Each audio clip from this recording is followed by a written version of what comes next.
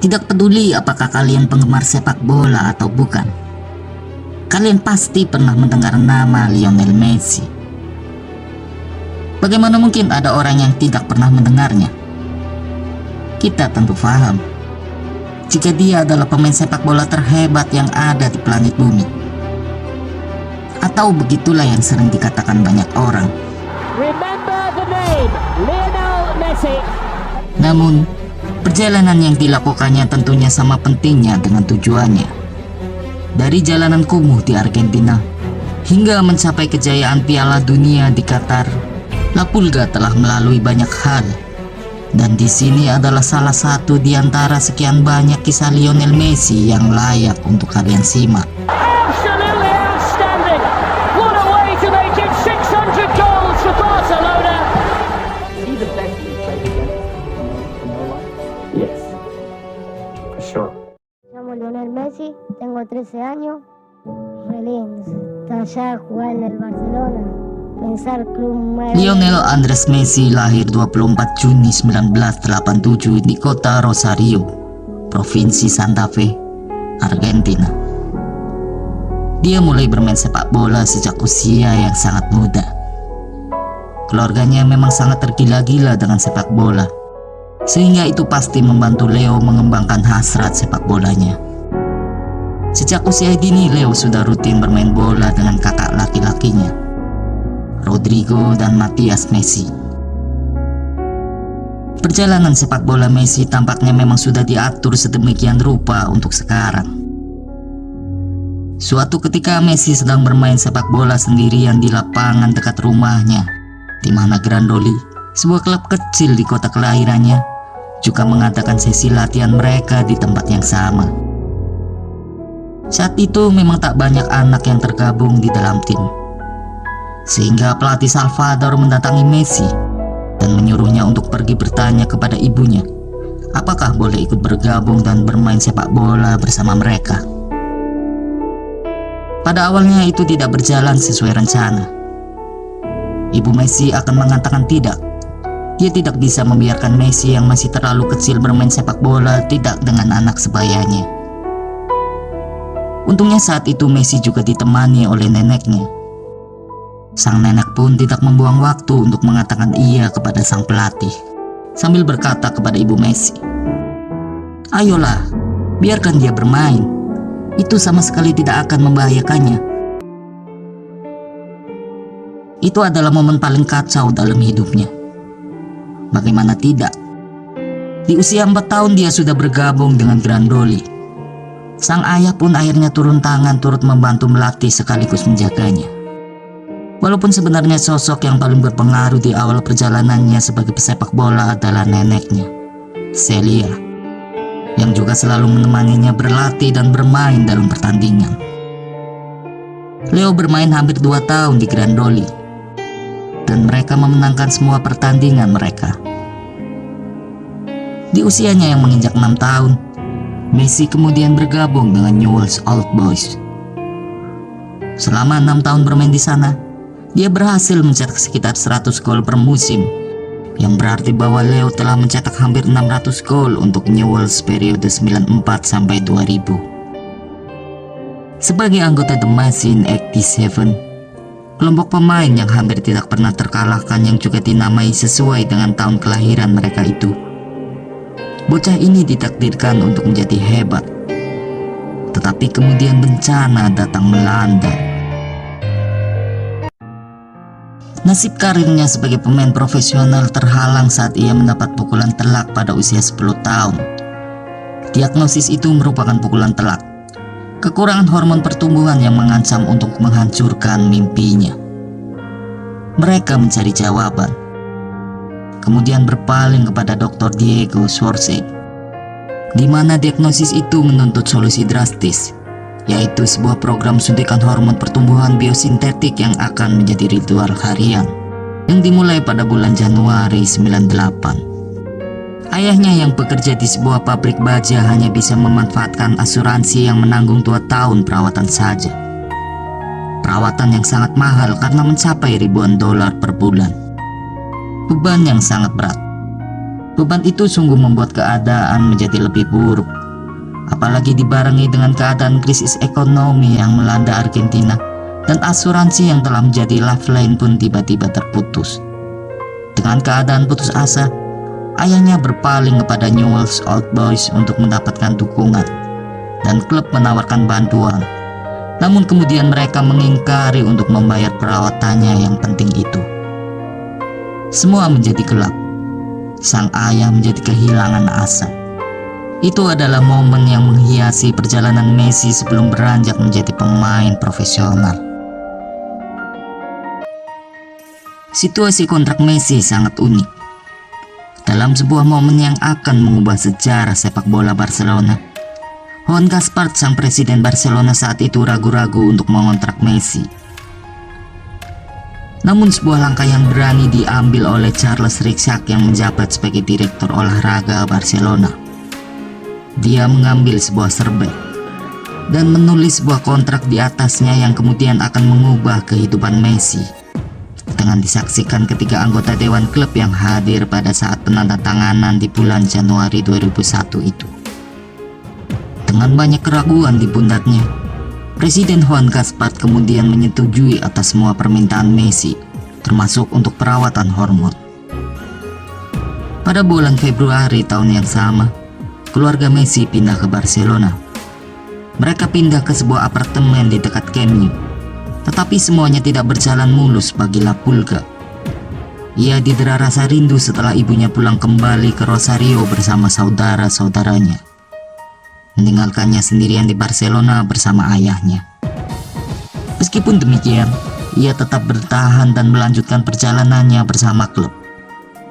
Setelah 1 tahun bermain di La Masia, Messi akhirnya terdaftar di Federasi Sepak Bola Kerajaan Spanyol. Pada Februari 2002, dia mulai bisa bermain untuk semua kompetisi. Dia dengan cepat berteman dengan rekan satu timnya termasuk Cesc Fabregas dan Gerard Piqué. Messi menjadi bagian integral dari bibit muda Barcelona yang saat itu merupakan tim muda terhebat yang pernah ada di Barcelona. Di bawah pengawasan pelatih Alex Garcia, Messi mulai bersinar di tahun 2002. Musim 2002-2003 ia menjadi pencetak gol terbanyak dengan 36 gol dalam 30 pertandingan, termasuk satu treble yang belum pernah terjadi sebelumnya di Liga, Piala Spanyol, dan Katalan. Bakatnya pun tak luput dari perhatian pemandu bakat Arsenal di Spanyol. Francisca Gigau kagum dengan kemampuan Messi. Ia terhubung dengan ayah Messi, Jorge Messi, dan memberikan penawaran untuk bergabung dengan Arsenal. Namun pada akhirnya penandatanganan itu terganggu oleh berbagai rintangan dan akhirnya tidak pernah membuahkan hasil. Sementara Fabregas dan Piqué pergi ke Inggris, Messi memilih untuk tetap berada di Barcelona. Sebuah keputusan yang akan membentuk karirnya untuk tahun-tahun yang akan datang. Tim muda Barca mungkin berkembang pesat, tetapi tim utama sungguh berantakan. Kembalinya Van Gaal merupakan sebuah kegagalan besar, dan Barcelona mengakhiri musim dengan hasil terburuk dalam beberapa tahun terakhir. Kemudian pengunduran diri Presiden Joan Gaspart menandakan era baru bagi Barcelona. Joan Laporta masuk menggantikannya. Tetapi di tengah kekacauan, masih ada sebuah harapan. Musim 2003-2004 Lionel Messi dengan cepat berkembang di Barcelona. Ia dinobatkan sebagai pemain terbaik dalam 4 kompetisi pramusim yang dijalaninya. Bersama tim Under-19B Barcelona, dia hanya memainkan 1 pertandingan resmi sebelum dipromosikan ke tim Under-19E Barcelona, di mana dia berhasil mencetak 18 gol yang menakjubkan hanya dalam 11 pertandingan liga. Setelah menjalani perawatan hormon pertumbuhan yang intens sampai usia 14 tahun, Messi tampil dengan fisik yang lebih pendek bahkan dari pemain seumurannya. Dia terlihat lebih lemah dari lawan-lawannya. Perawakannya yang kecil sering membuatnya menjadi target utama untuk defender lawan yang tidak akan berhenti untuk menjatuhkannya.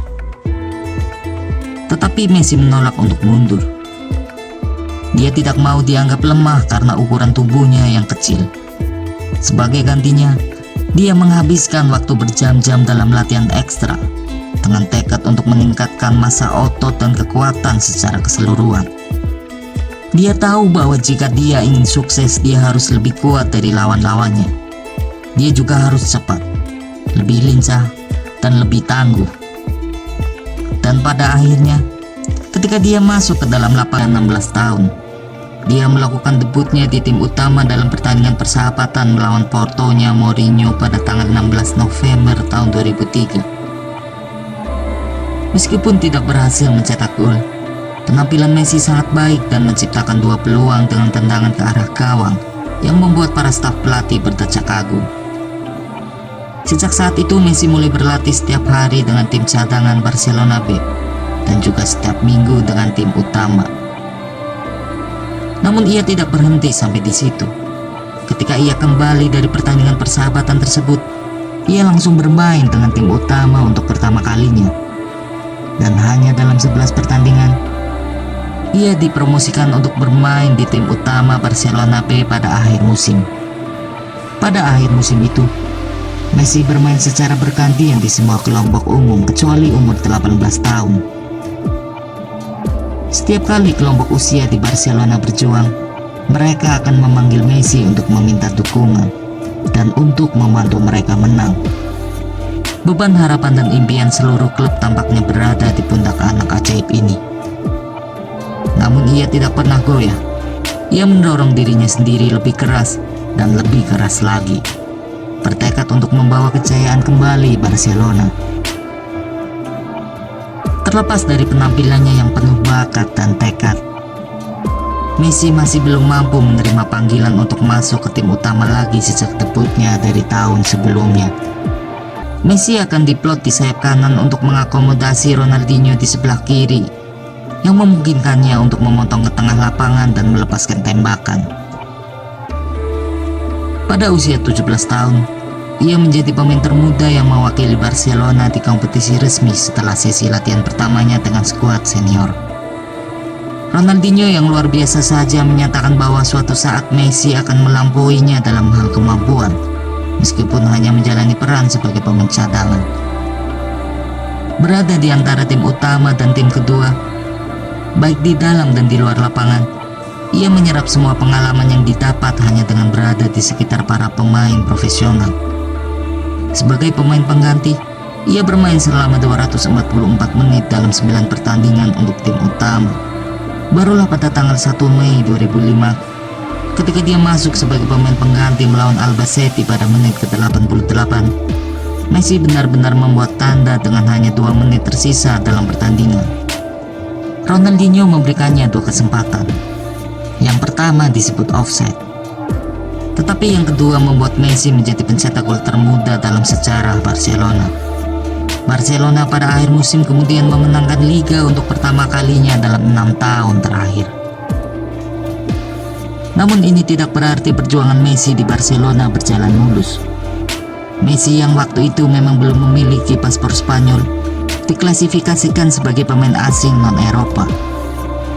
Sedangkan klub sudah memiliki batasan 3 pemain non-Uni Eropa pada diri Ronaldinho, Rafael Marquez, dan Samuel Eto'o. Dewan Barcelona mempertimbangkan untuk meminjamkan Messi dengan beberapa tawaran di atas meja. Yang paling serius datang dari Inter Milan lewat sang presiden Massimo Moratti. Namun takdir memiliki jalan lain. Ketika kompetisi pramusim Joan Gamper digelar, Rijkaard melihat kesempatan yang sempurna bagi Messi untuk menunjukkan bakatnya. Dia diberi kesempatan bermain sebagai starter untuk pertama kalinya menghadapi bintang-bintang besar Juventus di bawah asuhan pelatih legendaris Fabio Capello. Melihat penampilan Messi saat itu, Capello tercengang dan menyatakan jika dia belum pernah melihat pemain dengan kualitas dan kepribadian seperti itu di usia yang begitu muda. Apalagi dia memikul beban yang berat dengan mengenakan jersey salah satu klub terhebat di dunia. Ucapan Capello pun langsung direspon oleh bos Juve yang langsung bergerak untuk meminjam Messi. Namun Inter Milan melangkah masuk dengan menawarkan klausul pembeliannya sebesar 150 juta euro. Bahkan mereka berani melipat gandakan gajinya. Kemudian Presiden Joan Laporta mengungkapkan bahwa kejadian ini merupakan satu-satunya saat klub menghadapi risiko kehilangan Messi. Namun lagi-lagi Messi dengan kesetiaannya yang tak tergoyahkan kepada Barcelona akhirnya memutuskan untuk tetap tinggal hingga 16 September. Kontrak Messi akhirnya diperbarui untuk kedua kalinya dalam waktu 3 bulan dan kemudian diperpanjang hingga tahun 2014. Sangat sedikit orang yang bisa mewujudkan impian mereka. Bahkan lebih sedikit lagi yang bisa melakukannya dengan spektakuler, seperti yang telah dilakukan oleh Messi. Ini hanyalah sebuah permulaan. Kisah perjalanan luar biasa Lionel Messi akan berlanjut pada video berikutnya. Jangan lupa untuk subscribe. Sampai jumpa di video berikutnya.